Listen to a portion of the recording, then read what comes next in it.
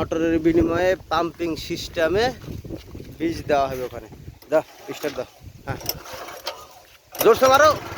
এই তো আসসালামু আলাইকুম, কেমন আছেন সবাই?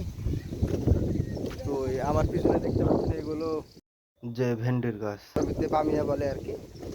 তো এগুলোতে বিষ স্প্রে করবো আজকে। আপনাদেরকে দেখাবো যে এখানে বিষ স্প্রে করা মেশিন কীরকম বা কীভাবে স্প্রে করে। বাংলাদেশের মতো তো না। তো ভিডিওটি দেখুন পুরোটা, তাহলে বুঝতে পারবেন।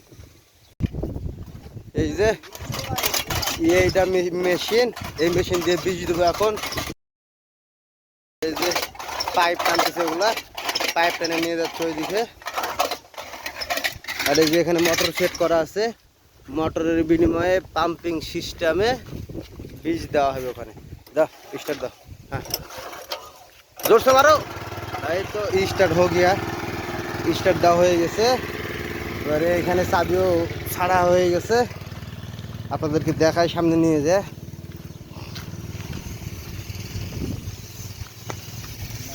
এই যে বীজ দেওয়া হচ্ছে গাছে, এই যে সম্পূর্ণ প্রসেসিংটা পাইপের মাধ্যমে।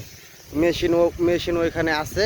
হ্যাঁ, আর এই যে বামিয়ের গাছে, মানে আপনার ঢেঁড়সের গাছে বীজ দেওয়া হচ্ছে।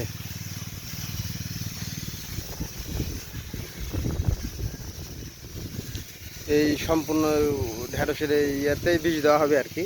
তো টাইম বেশিক্ষণ লাগবে না, হয়তো বা 10 মিনিট তার মধ্যে দেওয়া হয়ে যাবে, বা 10 মিনিট লাগবে না, হয়তো বা তার আগে দেওয়া হয়ে যাবে। এই আর কি বীজ দেওয়ার প্রক্রিয়া। তবে একটা জিনিস এখানে আমার খুব ভালো লাগে, যে এইগুলো বালু মাটি হওয়া সত্ত্বেও, মানে সম্পূর্ণ কিন্তু বালু, হ্যাঁ, মাটি খুব পরিমাণে কম, মানে 5% ধরেন মাটি হয়তো বা থাকলে থাকতে পারে, বাকি আপনার 95%ই বালু। তারপরেও এত দ্রুত গাছগুলো বেড়ে ওঠে এই মাটিতে, যে আসলে কল্পনার বাইরে। কয়েকদিন আগে লাগানো হলো। আলা হাজালিন কামিয়ম কাম